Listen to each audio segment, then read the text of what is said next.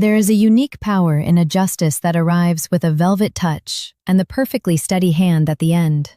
Witness the smooth, calculated paths of those who finally found their peace after a lifetime of hard struggle. Hit subscribe now and see the price of truth. Wasn't asleep when it happened. That's the first thing I want you to know. It was a Tuesday night in late November, and I was still at the kitchen table at 1:47 in the morning, grading papers with a cold cup of coffee next to my laptop. I teach third grade in Columbus, Ohio. Tuesdays are usually my worst nights because I save all the reading comprehension tests for then, and there's something about circling the same wrong answers over and over that makes your brain go completely numb by midnight. So I was awake. I was tired, but I was awake. My phone lit up on the table next to me, a number I didn't recognize. Columbus area code, but not a contact. I almost let it go to voicemail. I let almost everything go to voicemail, but something made me pick it up. I don't know why. I just did. Hello. Silence for a second. Then, hey baby. I stopped breathing. That voice. That exact voice. The way she said baby with the second syllable just slightly lower, like she was setting it down gently on a shelf. I had not heard that voice in 14 months. I had not heard that voice since the morning of September 12th, 2 years before that, when I called her from the school parking lot and she told me her scan results came back and we should talk in person. My mother had been gone for 14 months. I pulled the phone away from my ear and looked at the screen like it would give me an answer. Unknown number. 11:47 p.m. I'd been so absorbed in grading I hadn't noticed the time flip over. I put the phone back to my ear. Hello? My voice came out strange. Flat. It's cold out here, sweetheart. Can you come let me in? I hung up. I don't know why I hung up. I think my body decided before my brain did. I stood up so fast my chair scraped the tile and I just stood there in my kitchen with my hand pressed to my sternum like I was trying to hold my heart in place. Then I started talking sense to myself. It's a wrong number, someone drunk, a prank, someone who had a mom named something similar to what she called me, and your brain filled in the rest because you're exhausted and it's almost midnight and grief does strange things to people who don't sleep enough. I sat back down. I picked up my red pen. My phone lit up again. Same number. I didn't answer. I watched it ring. 7 times. 8. Then it stopped. I lasted maybe 4 minutes before I called the number back. It rang twice and then a woman picked up. She didn't say hello. She said, "I've been standing outside for 20 minutes. I didn't want to ring the bell and scare you." "Who is this?" I said. "I know this is strange. I know. I'm so sorry about how I called. I didn't plan it that way. I panicked when I heard your voice, and I said the wrong thing. I said what she would have said. I'm sorry. Who are you?" A long pause. "My name is Elaine. I think your mother was my sister." I need to back up, because none of this makes sense without understanding who my mother was. Her name was Donna. Donna Marie Whitfield, née Paulson, which she didn't stop being proud of even after she married my dad and took his name. She grew up in Akron, moved to Columbus when she was 22 for nursing school, met my father at a church potluck that she only went to because her roommate guilted her into bringing a green bean casserole. She always said she fell in love with him because he was the only person at the entire potluck who went back for seconds of her casserole and told her to her face that it was the best thing on the table. She was a hospice nurse for 26 years. She held people's hands when they were dying. She drove 40 minutes each way to do it, and she almost never complained. And on the rare nights she came home heavy with something she couldn't leave at work, she would make tea and sit at the kitchen table, and she would say the same thing she always said. Some days, you carry the weight. Other days, the weight carries you. Either way, you keep walking. I wrote that down in my journal when I was 15. I still have the journal. She died on a Wednesday morning in September, 18 months after her diagnosis. Ovarian cancer, stage 3 when they found it, stage 4 by the time the treatment stopped working. She was 61 years old. She had just retired.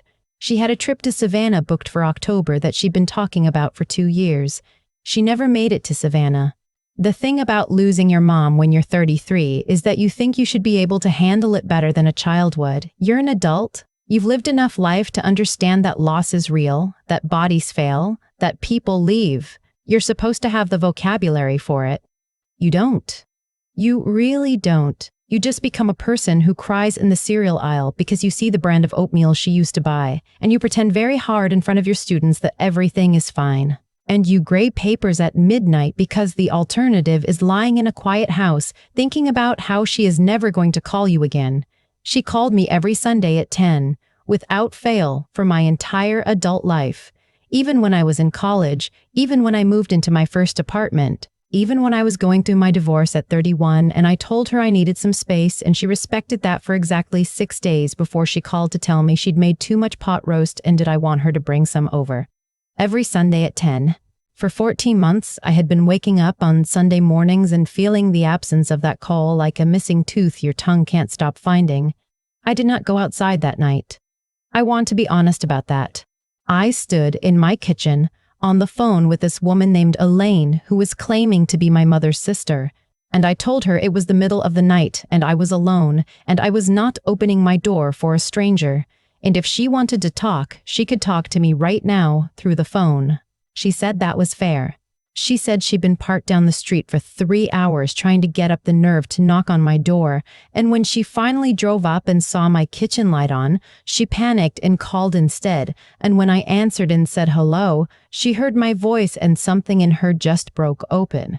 Because she said I sounded exactly like her. Like who? I asked. Like Donna, she said. Like your mother.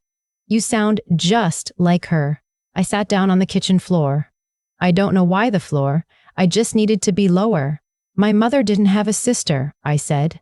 She didn't know about me, Elaine said. I didn't know about her until 8 months ago.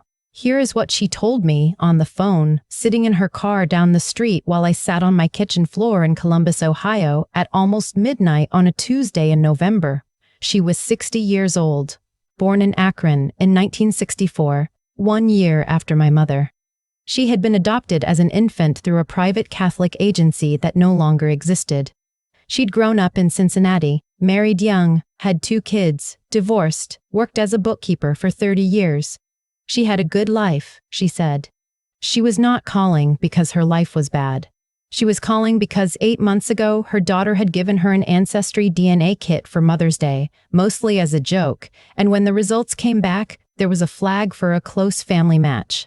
The match was listed as a half-sibling or full sibling with a 99.2% confidence rating. The match was my mother. Except that by the time Elaine found this, my mother had been dead for 6 months. The account was inactive. The DNA had been submitted by my mother's profile. She'd done the test 2 years before she died, when the ancestry kit craze was at its peak, and I'd bought her one for Christmas as a novelty gift, the same way Elaine's daughter had done for her. My mother never saw the match. She submitted her sample, got her ethnicity breakdown, mostly Scandinavian and Irish, which delighted her, and never logged back into the account. Elaine tried to contact the account for weeks before she realized it was inactive. Then she hired a genealogy researcher. Then she found the obituary. She said she sat with the obituary on her screen for a long time. She said she read it 3 times. She said she noticed that my mother's maiden name was Paulson and her own birth mother's surname, the one name on her original birth record, the one name the Catholic agency had left, was also Paulson. I spent 4 months deciding what to do, she said. I almost didn't come. I almost just let it be. She was gone. What was the point? Then why did you? I asked. She was quiet for a moment. Because the obituary said she had a daughter, and I thought maybe her daughter would want to know she wasn't alone. I told her to come to the door.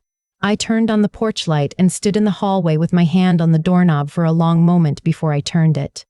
The woman on my porch was 60 years old, and she was wearing a dark green coat, and her hair was silver brown and cut just below her ears. She looked like my mother. Not exactly, not like a photograph, but like the idea of my mother, translated into someone slightly different. The same bone structure around the eyes, the same way the corners of her mouth sat even in a neutral expression. Something in the set of her shoulders that I had seen 10,000 times without knowing I was memorizing it. I said, "Oh." She said, "I know. I'm sorry. I should have written first. I kept starting letters and I didn't know what to say in a letter." "Come in," I said. She sat at my kitchen table, the same table where my mother had sat every Thanksgiving for the entire time I'd owned this house, and I made tea because I didn't know what else to do with my hands. She told me her whole story, slowly, carefully, like she'd rehearsed it, and was also terrified of it at the same time. She'd grown up in Cincinnati with good adoptive parents, both gone now. She'd always known she was adopted. They'd told her young. She'd never searched until the DNA kit landed in her lap. I listened. I asked questions. Some of them weren't kind questions. I was tired and I was overwhelmed and I needed things to make sense. "How did you find my address?" I asked. "The genealogy researcher," she said. "Donna's obituary listed the school where you teach. The school has a staff directory. That was logical. That I could follow. You called me from a number I didn't recognize," I said. "Prepaid phone. I bought it because I was afraid. I don't know what I was afraid of. I think I was afraid you'd Google my name before I had a chance to explain." Also logical. Then I asked the question that had been sitting in my chest since she said the words, "I think your mother was my sister." "The way you said it on the phone," I said. "When I answered, you said, 'Hey, baby.' You said it exactly the way she said it." "Exactly." She wrapped her hands around her mug. "I know. I'm sorry. I didn't plan that. I heard your voice and I don't know. It came out." "But how could you know how she said it? You never met her." She looked at me. "I didn't know. I just said what felt right. I heard your voice and something in me just, I'm sorry. I think twins sometimes share things. Ways of speaking, ways of moving. I don't know how to explain it. I thought about that for a long time. I still think about it. We sat at that table until 3 a.m. She showed me photos on her phone. She'd brought them specifically, downloaded them into an album labeled simply Donna. She'd found them through my mother's Facebook, which was still active because I hadn't been able to bring myself to memorialize it. There was a photo of my mother at Christmas 3 years ago, standing in my living room in her red cardigan, holding a glass of eggnog. Elaine's screen also had a photo of herself from around the same time, at her daughter's birthday party. The resemblance in those two photos side by side was the kind of thing that makes the back of your neck go cold. She told me her daughter's name was Becca, 28, a physical therapist in Cincinnati. She told me she had a son named Aaron who worked in logistics in Louisville. She told me she liked to garden, and she'd been trying to grow tomatoes for 15 years with inconsistent results. "My mother grew tomatoes," I said. She smiled, and it was my mother's smile in a stranger's face, and I had to look down at my tea. I told her things too. About my mother. The Sunday phone calls, the pot roast, the hospice work, the Savannah trip she never took. I told her about the green bean casserole and how my dad still makes it every Thanksgiving because he says it feels wrong not to. She cried at that, just quietly. She didn't make a big production of it. "She sounds like she was wonderful," she said. "She was," I said. "She really was. There are things I've thought about a lot in the months since that night. I've thought about the DNA kit I bought for Christmas, not knowing what it would eventually set in motion. My mother always said she had a sense about gifts, that the right gift for someone was the one that came from paying attention, not from a wish list. She paid attention to people the way other people pay attention to weather, constantly, automatically, as a matter of survival. I've thought about the fact that she submitted her DNA and never logged back in. She got her ethnicity breakdown and she was delighted, and that was enough for her because my mother was a person who always felt like she knew who she was. She didn't need to go looking for herself. She was already there. I've thought about whether she would have wanted to know about Elaine. I've decided yes. I've decided she would have cried, and she would have gotten practical immediately, and she would have asked Elaine if she'd had her mammogram this year and did she want to come for Thanksgiving. I thought about the phone call, the way the voice came out. "Hey, baby." I've thought about Elaine sitting in her car down my street for 3 hours, holding a prepaid phone, trying to figure out how to knock on a stranger's door to say, "I think your mother was my sister, and she's gone. And I'm so sorry, but I found you." I understand now why she said what she said. When I answered and she heard my voice, the voice that apparently sounds so much like my mother that it startled her, I think something in her brain just completed a circuit it had been reaching for without knowing it. She said the thing she would have wanted someone to say to her. She said what felt like home. Elaine and I have had dinner twice since that night, once in Columbus, once in Cincinnati. Her daughter Becca came to the Columbus dinner. She drove up specifically, which I thought was a remarkable thing to do for someone you'd never met. She looks like her mother, which means she looks a little like my mother, which is still something I am adjusting to. It's a strange thing finding family this late. It doesn't fill the space that's missing. I want to be honest about that, because I think people want grief stories to end with healing, and I'm not sure healing is exactly the right word for what's happening. What I think is happening is more like expansion. My understanding of my mother is getting bigger, not replaced. She had a twin sister she never knew. She submitted a DNA sample 2 years before she died, and she never saw the result. She was connected to another person on this earth who shares her blood, and she died not knowing, and that person spent 8 months finding the courage to show up at my door and say, "I think you're the closest thing I have to her." My mother's handwriting is on a birthday card on my refrigerator. It says in her particular slanted cursive, "Some days you carry the weight. Other days, the weight carries you. But either way, you keep walking, baby." She wrote it to me for my 32nd birthday, a year before her diagnosis. I've read it approximately 400 times in 14 months. I showed it to Elaine at the Cincinnati dinner, my phone screen tilted toward her. She looked at it for a long time. Then she said, "I have a birthday card from my adoptive mother from 1992, and she signed it almost exactly the same way. Different words, but the same, and either way." She looked up at me. "Do you think some things just pass through, even when they can't?" I don't know the answer to that. I'm not sure anyone does. What I know is this. My mother called me every Sunday at 10 o'clock for my entire adult life. She made pot roast when people were sad.